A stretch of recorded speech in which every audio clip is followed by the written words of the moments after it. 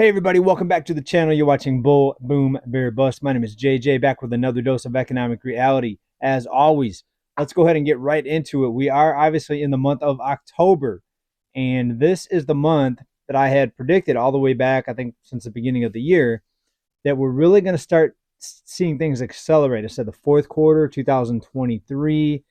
We've got student loans having to be repaid now. How long is that going to last until they put another moratorium on that? We don't know. But expect a noticeable shift in the economy this month. Now, it's not going to show up in the earnings. It's not going to show up in a lot of things for a few months because those things get reported after the fact. But I think directly you're going to see a lot of businesses lose revenue starting this month. I think you're going to start seeing layoffs accelerate even faster than they've already been accelerating. I was just talking to a friend of mine at a car dealer. Actually, he became a friend through this channel because I went there and talked to him about the car situation with the inventory. And so now I go back there every once in a while if I'm in the area. And he says inventory is really starting to stack up. And yes, as I had suspected here, as others have reported, they're using an overflow lot for their excess inventory. So you might go in to look at a car, and instead of 5 minutes to bring the car out to you, or the car being right there on the lot, they may have to go get it. I had the same thing happen to me last summer when I was looking for a car. It took like 25 minutes for them to go get the car. It was overflow lot, right? So interesting things happening. Inventory stacking up. They're not cutting prices on cars. And I think that means there's going to be a big change in our economy coming very, very soon.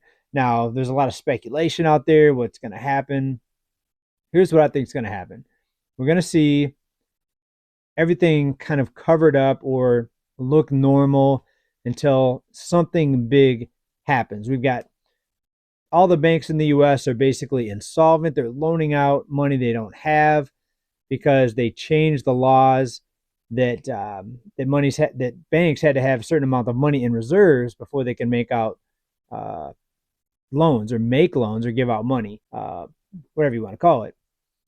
And so this has created an economic illusion ever since 2020 when that law was changed. If it were not for that, we would have seen a deflationary implosion already. But instead, what do we see? Instead of deflation, we saw inflation, and we see rising prices, and people are wondering, why that was happening. We've got people borrowing money to buy stocks, which is crazy. But when you look at corporate debt, and yes, corporations do buy stocks with borrowed money, just go over to the debt clock and you'll see the total U.S. debt. People talk about the $33 trillion debt. Well, that's nothing. The total U.S. debt is $103 trillion, just over $103 trillion. That includes business debt, state and local government debt, financial institutions, of course, the federal government debt, which is $33 trillion, right? So $33 trillion is just a small part of the total debt. And if you look at the derivative exposure from some of these banks, they've been leveraging on top of leveraging multiple times, and they've got derivative exposure, some of them more than the national debt of the United States. And we're talking about the big mega banks, right? These banks are insolvent. It's not just me saying that. There was a recent interview with Nomi Prinz. She's a former Fed. She worked for the Fed. I don't know her exact title, but here's what she said. She says, get money out of the banks. She reports FDIC has over 725 banks on the watch list. Be wise, be smart, stay ahead of crashing banks. That's Nomi Prinz, former Fed. Why don't I just look it up real quick to see exactly what she did in the Fed here. Taking a look here. Sorry, usually I have all this pulled up before I start the recording, but I don't have as much time to edit today as I usually do. So let's just look it up here and see what it says. Nomi Prinz is a geopolitical financial expert and financial historian who sheds light on the dark corners of the global economy. But where did she used to work? I believe it was the Fed. She was a strategist for Lehman Brothers. She worked for Bear Stearns. She worked for Goldman Sachs as a director. She's been a speaker on how to get banks to better serve the real economy at the Fed. the IMF and the World Bank conferences. She's also offered public testimony to the U.S. Senate, speaking on growing influence of private equity firms and Wall Street greed. So she is a champion of sound money. I haven't really heard her talk about gold that much. I've heard a few of her interviews, but she is kind of blowing the whistle on a lot of these shenanigans that go on in the financial system, to say the least. I mean, to put it in simple terms. Um, and that's just the watch list. She's talking about this watch list of 725 banks, the FDIC watch list. Remember, the FDIC's behind the curve, so it's a lot more than 725 banks. These are just the ones that the FDIC wants to admit that are in danger. Remember, the FDIC didn't come out and warn anyone about the banks that failed earlier this year. Even stress test had these banks looking, good up until they weren't, and that's what's going to happen with the next shock, I think, in the economy. It's just gonna happen. You're gonna wake up one morning. Oh, look what happened. No one saw this coming. All these banks collapsed, and get ready and expect the unexpected. I say that, but we've been kind of expecting it, right? So a lot of us here probably wouldn't even be shocked if we woke up and a lot of banks were rendered insolvent, right? So what's happening behind the scenes to allow these banks to continue to operate, that don't have the money? It's very interesting.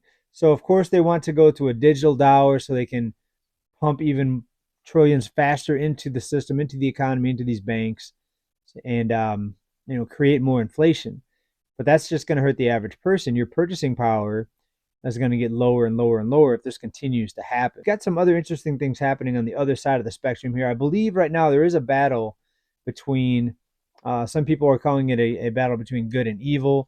We do have some purveyors out there of sound money, meaning they are pushing back against this debt-based system, and they want to reintroduce sound money.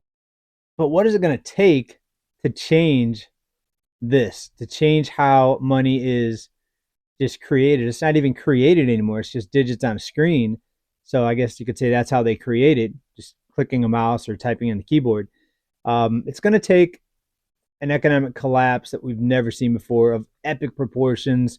And I think a lot of people may not even make it through to see the other side, which is going to be a much more fair, level playing field, sound money system, where there's going to be limits put on the amount of money that can just be created and thrown out there. You would not have seen the drastic rise in the cost of education if it were not for the ability to just loan out money at the click of a mouse. You would see probably college tuition costs, I'd have to say about maybe 3% of where they're at right now. Maybe even more. I mean, it could be a fraction of a percent. These costs that are elevated are only enabled because the system that we loan out money, and the money is not there. So there's no limit to it, right? Just like we have this debt ceiling that never stops; it always goes up. So they're never going to cut spending. So we can send money all over the world. We can fund all these programs that really we don't need. A lot of waste, a lot of fraud, a lot of scams, a lot of people lining their own pockets. Insiders, of course, the people making the money off of this, the people that are making the most money off of this, they don't want anything to change.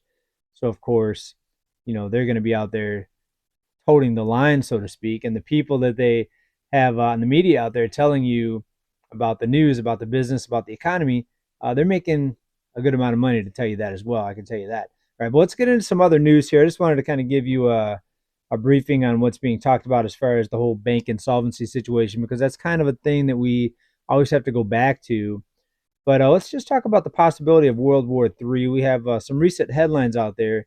Putin's top ally warns of World War III if UK troops are sent to Ukraine, and says they'd be destroyed. So we've got some pretty big risks right now. We're involved in this war, and we're looked at as the enemy by some very powerful countries right now with a lot of firepower. to say the least.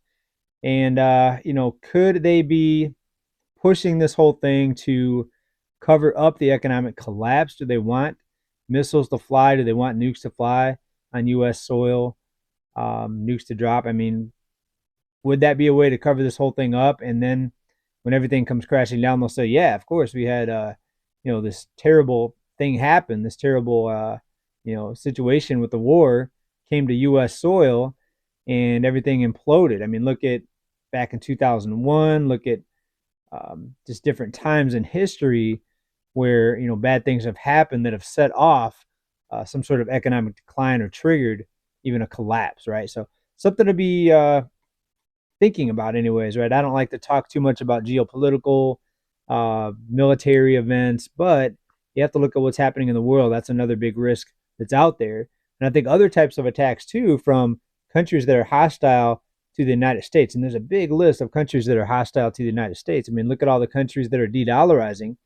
I think they're doing that because they know the U.S. has kind of bullied the world with the U.S. reserve currency that's been, since the 1940s. We have Bretton Woods, where the U.S. dollar was declared as the currency that everyone had to buy and sell oil in, known as the petrodollar. So now that's changed. The petrodollar's done. I mean, it's still here. We still have the dollar, but countries are not abiding by the rules that we've laid out anymore, right? So countries are already, in their own way, doing an act of war, right? Even 10, 15 years ago, this thing that's happening with the BRICS nations trading outside of the dollar, that would have been looked at as an act of war. But now we've got this alliance with a lot of different countries, and there's too many different countries for the U.S. to retaliate against, right? We can't sanction the whole world. So, our world is changing, the financial system, the economy is changing, and things are really going to start accelerating here in the fourth quarter, as I talked about at the beginning of this video. You're not going to hear about it though right away, so remember that things are going to look normal. People are going to be out shopping. The business news networks are going to be out there talking about how great of a buy this stock is, how great of a buy that stock is. But you have to really know what's happening, what's about to happen. And I think all of us know here what to expect here coming up here. So before the end of 2024, I expect the major collapse to happen. Now, I normally don't like to put timelines on things because so many things can be done behind the scenes, but they're running out of tricks to pull out of the what's the rabbit pulling out of the hat. They're running out of tricks up their sleeve. Their sleeve's about empty, I think. And something big is going to go down here very, very soon, by 15 months, right? So the end of 2024, talking about 15 months or less. But there's going to be all kinds of warnings, just like we've been reporting all these warnings over the past few years. There's going to be plenty of warnings along the way. So people that haven't realized what's happening yet, hopefully a lot of them will, wake up and realize what's going on here. Let's talk about this. Wells Fargo CFO expects more layoffs. So we're told that the housing market has bottomed. That's a huge joke right there. The housing market's bottomed, and now we're just going to see prices go up and up and up. Is it possible? Sure, as long as they keep the money flowing, let people borrow money, but sales have plunged.